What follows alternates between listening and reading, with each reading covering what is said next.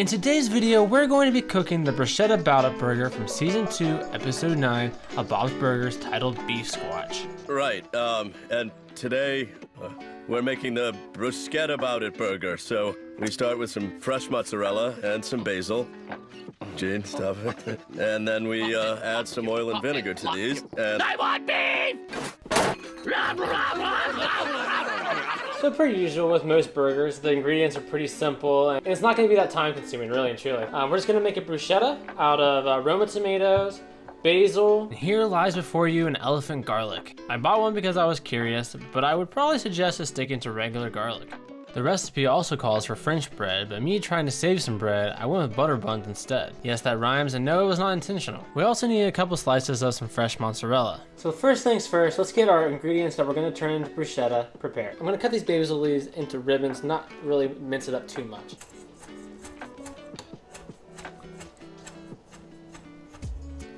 And I'm going to move to the side. Next we'll go in on our Roma tomato. We're going to cut these into 1/4 inch cubes.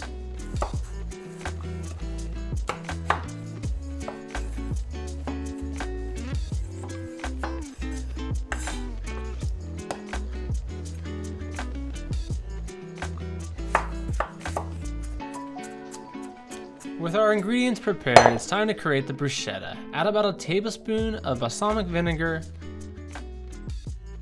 followed by a decent amount of olive oil.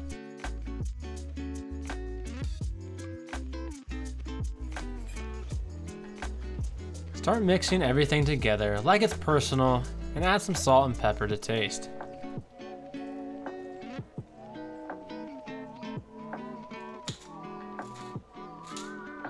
It's times like these that really allow you to show off how good of a mixer you really are. The bruschetta's done, and we're getting ready to move on to the best part of the cooking process, which is cooking the burger. But before that, I have a question for you guys. Do you guys think that Tina should end up with Jimmy J or Zeke? All right, let's cook that burger. You guys know the drill. Season your meat and the board, and make sure to coat every side evenly. You'll thank me if you do. Next, we transfer that bad boy over to a piping hot pan or skillet and listen to it scream. Things are getting dark. Meanwhile, while it continues to cook, we can take this time to work on our cheese slices.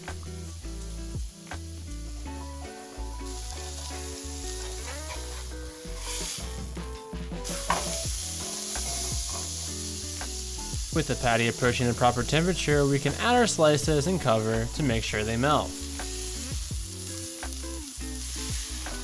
The recipe also calls for French bread, but me trying to save some bread, I went with butter buns instead. Yes, that rhymes, and no, it was not intentional. Next, we're going to get our buns ready to rock and roll. Once we remove our juicy cheese patty from the skillet, we can add our buns into the same pan and toast them up. They should get some extra flavor and character from this process.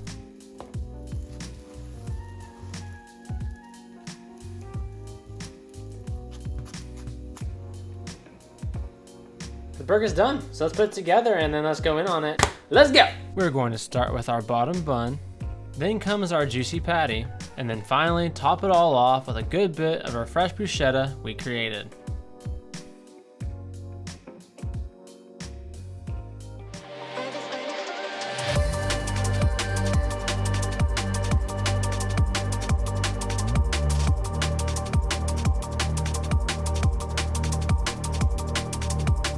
A work of art and pure adrenaline as we complete it. Alright, I'm not going to say we outdid ourselves, but ladies and gentlemen, I think we did. There's nothing left to do but to just take a big bite of this and just tell you exactly what it tastes like. I'm going to do just that because I'm a man of the people, so let's get to it. With one bite, the flavors exploded and consumed me.